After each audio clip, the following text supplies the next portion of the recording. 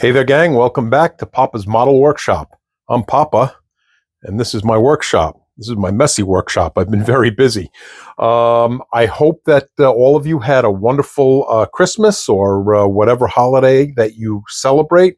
We had a real nice one here. Grandchildren were here. Santa was here. And grandchildren were real happy with what Santa left. So we move on to the new year. And this is what Santa left me. And if you don't know what this is, I don't blame you, because this is kind of a weird looking machine.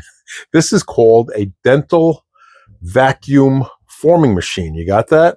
And what this does, well, it's used by dentists to make, well, you know what? I'm not really sure what dentists use this thing for, but it's common to be in a dentist office for whatever dentists use it for. But for my purposes, I have mentioned that I have a new resin 3D printer, and I actually have a 69 GTO body that's programmed into my 3D printer.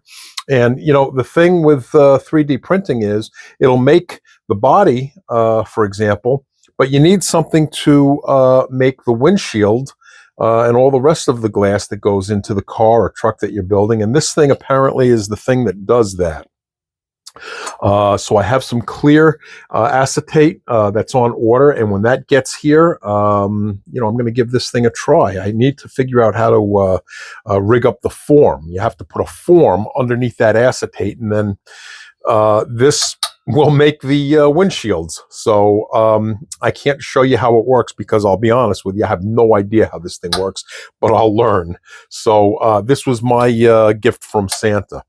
I've been busy. I've been painting. I finally got the turquoise color in. Okay, and I was pretty excited about trying this turquoise and white combination, and I have to tell you, it came out really, really nice. I mentioned in the video before, or maybe it was 2 videos back, that when I put the white color on, and I was using MCW gloss, right, and the white part came out real bad, and the white was mixed at a ratio of 1:1, and I found out later that it should be mixed at a ratio of 3:1. So I fixed that, reshot it, and the white came out nice, and the turquoise I'm very happy with. So I like this color combination. I'm glad I went with it, and well, you can see I have all my turquoise parts painted up and so forth, and yeah, great color. This is going to be a tow truck, all right, so I don't think I'm going to put the 2K clear and make it all nice and shiny and polished and so forth, because it's a work truck, and work trucks, you know, the work trucks are out on the side of the highway day and night, rain and snow, and they kind of get dirtied up. So I'm not going to make this nice and polished and shiny. What I do think I'm going to do is at some point I'm going to get to this Tamiya kit, and I think that this would look great in that turquoise color. You know, with the 2K clear and then all polished up, I think that'll look great, and I have no idea when I'm going to get to this. I mentioned to you in one of my other videos, I have an awful lot on my plate. I have a group build coming up starting January 1st. And by the way, speaking of that, this is what I'll be doing for the group build. Let's see if I can get that glare out of there. And I had mentioned that I was thinking of going with a mint green and white for this build instead of the blue and white, and that just came in. It's a, where is it? Here it is, back here. Hold on. Yeah, I think this is the mint green color that I'm going to go with. No, can't show. Well, you have to look at it through there, I guess. I think that's going to look great. This is Chroma Air. This is an acrylic urethane, actually. So I'm actually pretty excited about trying that.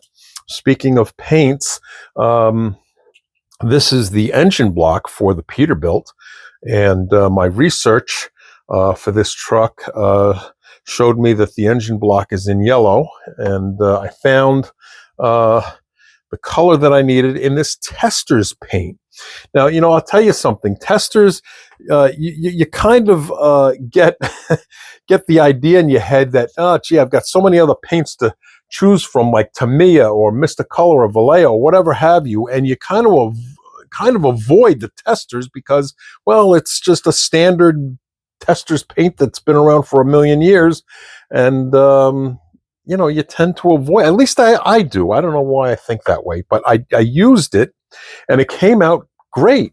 And it sprayed beautifully. It laid down beautifully. So, my thinking on testors paint is just really kind of ridiculous.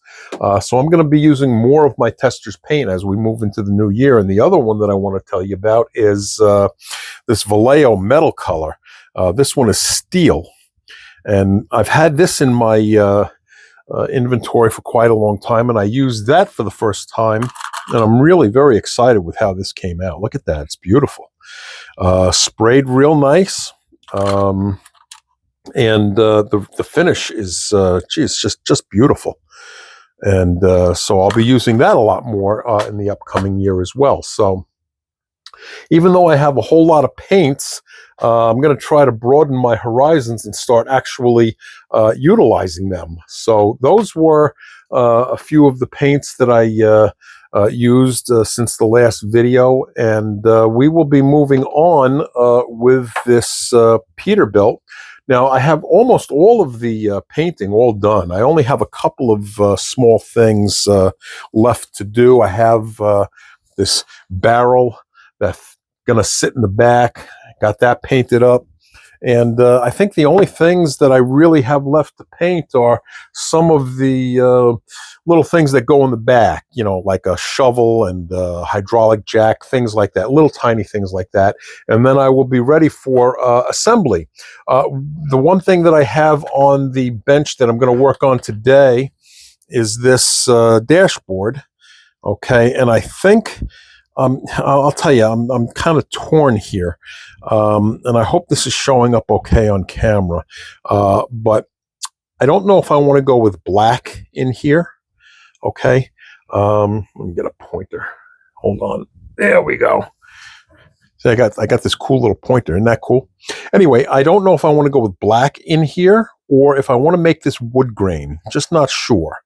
You can see that I taped around the edges, and I did that because the research for this dashboard shows, there's a lot of variations, but most of them have this in like a gray color. So that will be like a gray color, and then in here it's either going to be black or maybe a wood grain. I'm not sure. And then of course, you have to address the gauges and so forth. A lot of gauges in there. So this is going to be a little bit of a project, just getting through this dashboard, and that's going to be my mission for today. And I'm not going to do all of that on camera. In fact, I don't think I'm going to do any of it on camera because it's very tight and tedious. And, for me to get down with my big beefy hands in there, I don't think I could do what I need to do and make it visible to you on camera. So I will work on this and show it to you after it's all done. So that's what's going on for now.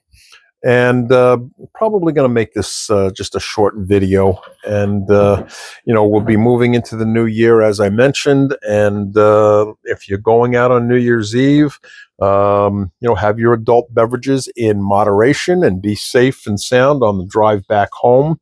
As for me, I will be probably right down here. I'm going to be 64 next week, so my days of going out and partying all night, it's under the heading of been there, done that. So, anyway, thanks for tuning in, and have a wonderful new year, and I'll see you in the next video.